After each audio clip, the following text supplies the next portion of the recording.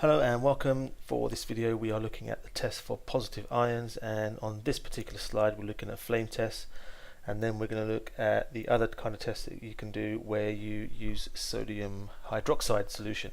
So in terms of our flame test, the way we do this is we have a wire loop, usually made of a substance called nichrome, which is very unreactive and resists heat quite well, and we can have this loop that we can dip into our unknown substance. So we're testing here to see if there are any positive ions in our solution here. It doesn't have to be a solution, but I've got a solution here. But before we dip it in our solution, we have to actually dip our loop in hydrochloric acid first, concentrated hydrochloric acid.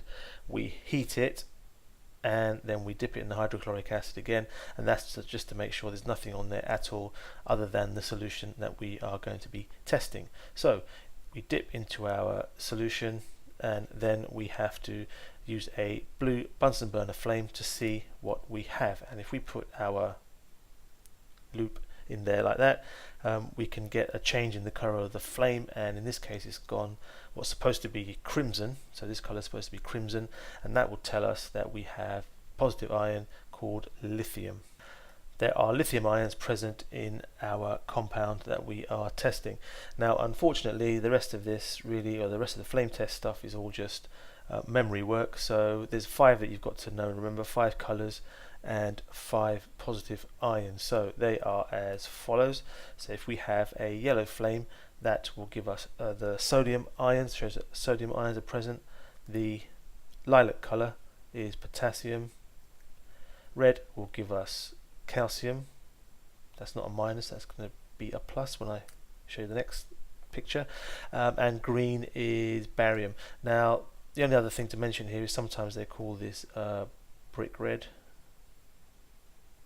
and this crimson color is very similar to a red color, but it's actually just a bit of a deeper red. But just say the word crimson, that's fine for lithium.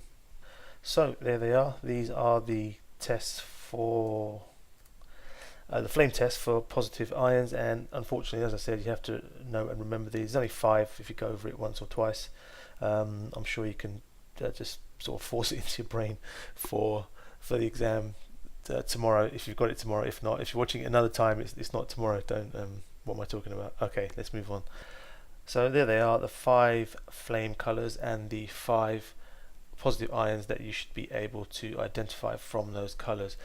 The next one is again some more memory work, and we have an unknown solution that we want to identify. And again, remember, we are testing for positive ions here, and we're using the reaction with sodium chloride. So here we have an unknown solution, and we want to see which positive ions are present. And the key and first step here is to add sodium hydroxide. Okay, so that's the first step, and once you do that, you get either a white precipitate or a colored precipitate. Okay, and by precipitate we mean a solid substance that comes out of the solution when you add the sodium hydroxide. So here I've got a white precipitate that I've shown in this little diagram here. Now that's not the end of it for the white precipitate, because we need to add another step, and the other step would be to add some excess sodium hydroxide. So excess, it basically just means add more sodium hydroxide, and if the precipitate dissolves and disappears into the solution, i.e. dissolves, we know we have aluminium ions. If the precipitate doesn't dissolve, then we know we've got something else other than aluminium, and it could be one of 2 things, and it could either be magnesium or calcium, but we won't be able to tell because the precipitate has not dissolved, it's still there. How do we find out which one it is? Well, we have to then do a flame test, and if we get a red color, that will tell us it's calcium, because if you look back on our flame test, red or brick red, that tells us it's calcium. And if not, if there's no color at all, it's magnesium. Okay, so there's no specific color that you have for magnesium. You would just get no color shown at all with the if the ion was magnesium. Now if we don't get a white precipitate at all, but we get a colored precipitate, well, there's 3 that you need to know, and the first one is brown. If you get a brown precipitate, formed here, as shown in this little diagram, that means you have iron 3, or iron with a 3 plus charge. Iron 3 we refer that to that as.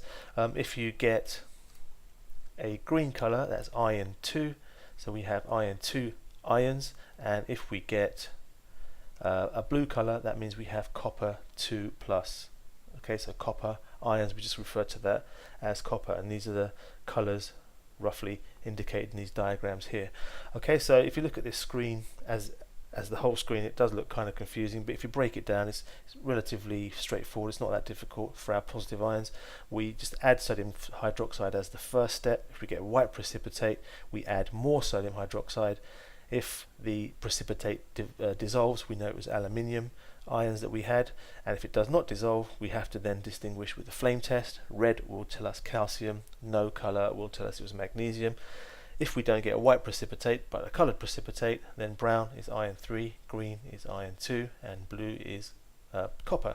Okay, so a lot of memory work, I'm afraid, but it's there, and probably need to go over it maybe 1 or 2 times. But other than that, that's me done for this video. Thank you for watching. I'll see you again.